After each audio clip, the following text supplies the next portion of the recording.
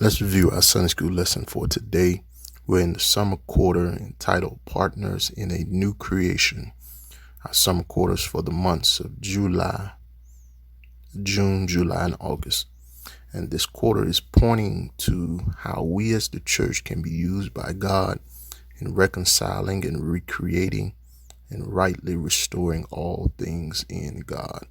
We're in unit number 3 now for the month of August, and we're quickly coming to the close of it, entitled The Great Hope of the Saints.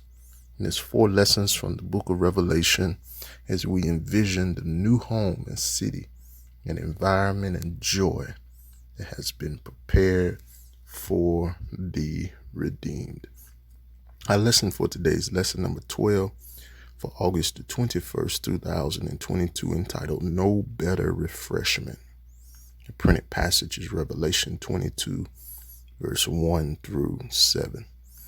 In this our text today, there are 2 things that stand out for me. One is found in verse number 3, which is the curse. And then the second is verse number 2, the healing. The curse and the healing. And as we think about these 2 verses 3 and verses 2, sin is the curse.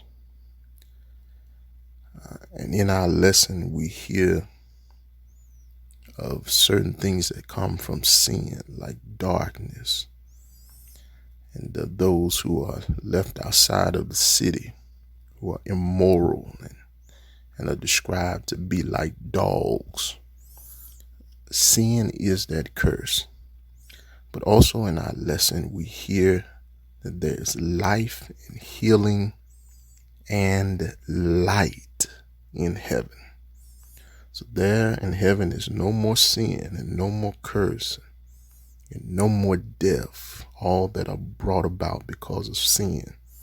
There's no more mark of the beast, and there's no more darkness, because in heaven, when we are there with the Lord for eternity, He gives to us the healing that we need for the curse of sin.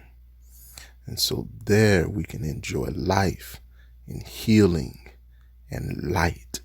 We'll have His name in our foreheads, written in our hearts, and that we will worship Him all day, all the day long. So as we close, the comparison here for me is that what happens to us in regeneration will happen again for us for the length of eternity. Happens in regeneration that when we came to Christ, although our outward bodies did not change, the change took place on the inside of us, where we were born again, this time born again of the Spirit of God. And although the outside looked the same, there was a change on the inside. Now, this is what will happen for us in eternity.